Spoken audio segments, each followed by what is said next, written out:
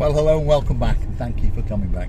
Today, you've guessed it, we're in downtown Paphos, and we're going to start on the Promenade, and then we're going to take you out to the King Evelthon Hotel, through to the Kings, and show you that route. But before we do, watching with Sylvia LaBeouf. Hello everybody! How nice to see you again and again. And again, so stick with us. Look at that for a view. That's the blue Mediterranean Sea. That is the Paphos Promenade. Absolutely spectacular. The sea is blue, the sky is blue. I'm dressed head to toe in blue. All that's actually missing is you. So get yourself on a big bird or in a canoe and start paddling like crazy. It's paradise. Here we are. So this is the Paphos Promenade, and just further is the Paphos Harbour. A beautiful place to come and spend a weekend. It's not that far, a week, 10 days, a fortnight, or possibly even the rest of your life. Now at night times, well, from 6 o'clock onwards, this road is actually barricaded off because it gets very, very busy down here, and the mix of too many people and cars, well, that's not a good idea, that's for sure. So let's follow this road round to the roundabout at the bottom of Sylvia LaBeouf, and then wiggle our way around. Where's Major Tom? Sitting with Chris. Was he? Sitting with Major Chris. Sorry, Mr. Chris. So Major Tom is the man in charge of all of the ground crew operations for the PaphosCruises.com, and they run quite a few boats out of the harbour, and there's their big boy over there, the Ocean Vision. So that's a luxury 5-star cruise that takes you out into the Yereskipu Bay, and then they've got a cruise that goes out to Coral Bay, and you get food, dancing, singing, and all that you can want. So we're going to exit the harbour area now. There's the Zorky boat coming in. So that's a semi-submersible submarine style boat. So we're going to exit the harbour area now, and we're going to take you out along the road that joins the harbour to the Paphos Mall. So if you can find your way from the hotels at the far end to this point here, the restaurant there is actually called the Harbour. So it curves round from the promenade all the way around, and then you've got the La Crozineria, wherever that is, then you've got the Savas Optical, you've got various other shops up here. You've got the Alizi shop, which we're going to go and do a film on next week. You've got the Vape Express, and then you've got the Electric Trikes Superstore there. So this little roundabout here, we're going to go straight over that, and then we're going to go straight up the road that I refer to as the estate agents road, because there's more estate agents, property sellers on this road than anywhere else in Paphos. So if you want to buy a property, perhaps this would be the road to come and have a look in the windows, because they're everywhere. There's a lot of property for sale in Cyprus, from 1-bedroom apartments all the way up to luxury 10-bedroom villas. You can spend anything from, say, 50, 60,000 if you're lucky on a studio, all the way up to 10 to 15 million on a luxury villa up in Aphrodite Hills, or should we say out in the St. George area. So there's something for everybody. Proceed? Be careful, Mr. Paul, you're risking to sell apartment. Well, don't forget, if you do go into one of those shops and you do buy something, say our name, because guess what? We would get a 10% commission, and we'd be more than happy to share it with you. It works that way. There we go. Now, this area to the left is a park that's being made up. It's not quite finished yet, and it's the start of the Pathos Skywalk. So if you look in between the trees there, where the sky, you'll see this, what looks like a rusty metal structure. It's been made to look that way, and of course it will stay like that now till the end of time, so it won't go to look scruffy, because it already is scruffy. I think it's quite nice, by the way. That right in front of us is the King's Avenue Paphos Mall. We're going to go left, and this now is the Tomb of the Kings area. You've got the Roman Hotel to our left, and you've got various shops. You've got hire car companies, you've got a medical centre, you've got a kiosk, you've got a property management company, and further on you've got some property sellers, you've got Ben's Bar, you've got the Pit Stop coming up over here, you've got the Green Corner snack bar.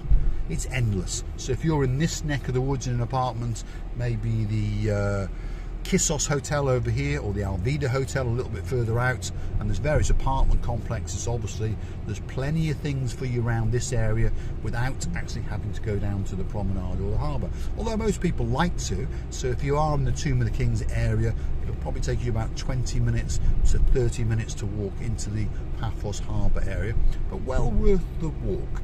You've got the Cephalius Damon, is that how you say it? On that side, on the right over there. And then right in front of us you've got the King's Hotel. So we stormed the reception of both of these hotels quite recently. And then you've got another parade of shops and restaurants coming up after these traffic lights. And if you were to go left at these traffic lights, by the way, you would get down to the Lighthouse Beach. A very, very nice beach indeed.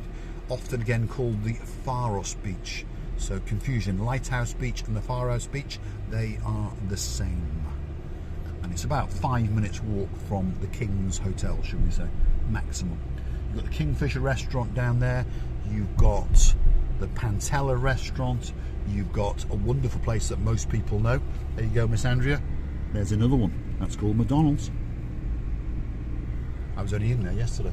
What a shame some restaurants never opened, by the way. It is a shame, yeah, it is a shame. The COVID pandemic knocked out some of them, shall we say. There's the Tramps Restaurant, that one's open, and there's a parade of shops over here. All sorts going on in there. And then right at the end, you've got the O'Neill's Irish Bar and Grill. Very popular with locals, tourists and expats alike. You've got the Farmhouse Restaurant over here. You've got the King's Road. Down there, you've got the Kissos Hotel. You've got a medical centre there.